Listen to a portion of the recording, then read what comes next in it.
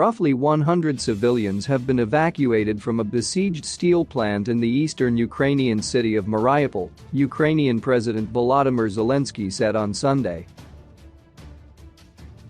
The UN said earlier that a safe passage operation was going on at the Azovstal plant, the last holdout in the Black Sea port city that has endured a Russian blockade for the full duration of the conflict that began on February 24. Russia's defense ministry gave a lower figure of 80 civilians, adding, "Those who wish to leave for areas controlled by the Kiev regime were handed over to UN and ICRC, Red Cross representatives." The UN has not said how many civilians it is transporting, and it was not immediately clear why the sides had given different figures. Thousands have been killed and millions displaced since Russia's invasion, and stories of the harsh conditions in besieged Mariupol have horrified the world.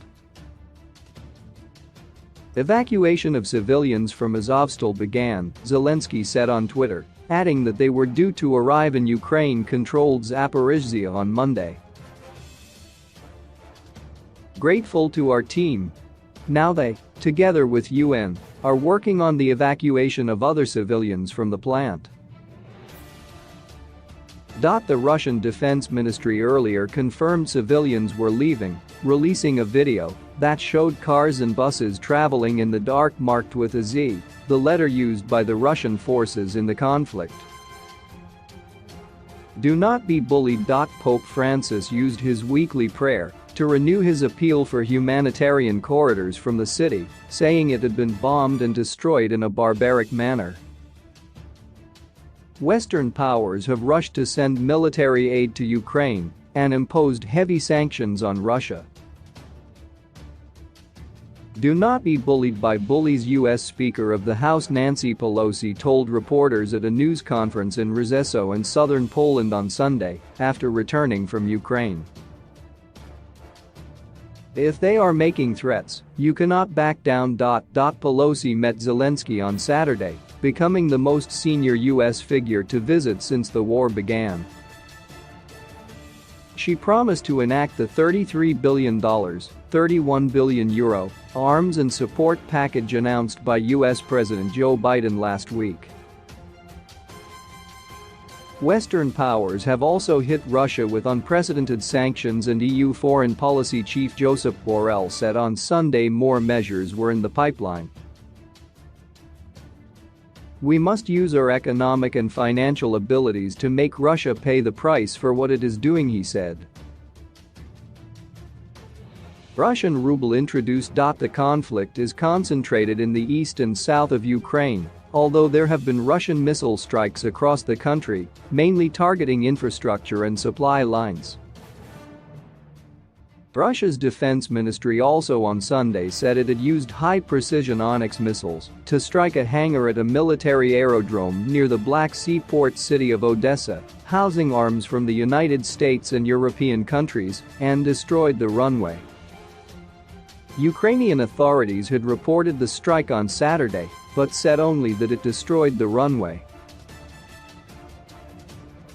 Russia has moved to solidify its grip on areas it controls, and from Sunday, introduced a Russian ruble in the region of Kherson, initially to be used alongside the Ukrainian hryvnia.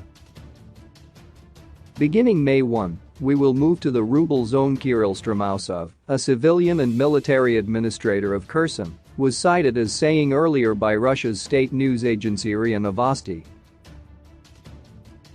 He said there would be a period of 4 months in which the hryvnia could be used, but then we will completely switch to settlements in rubles.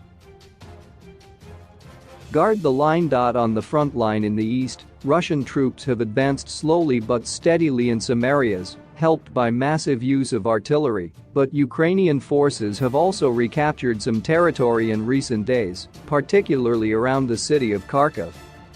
One of the areas taken back from Russian control was the village of Ruskol-Azova, which evacuees said had been occupied for 2 months.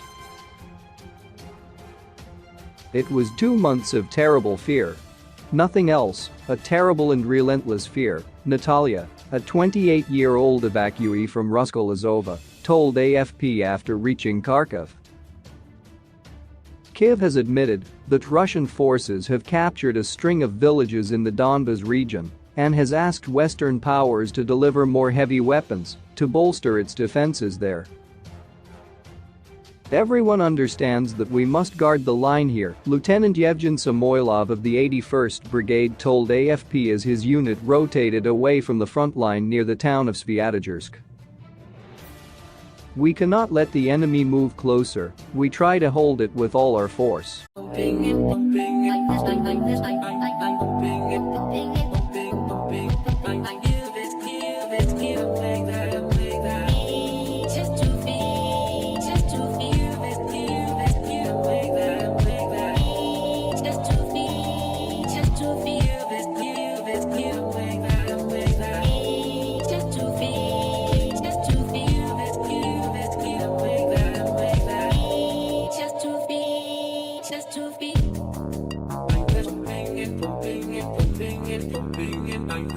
I'm the street.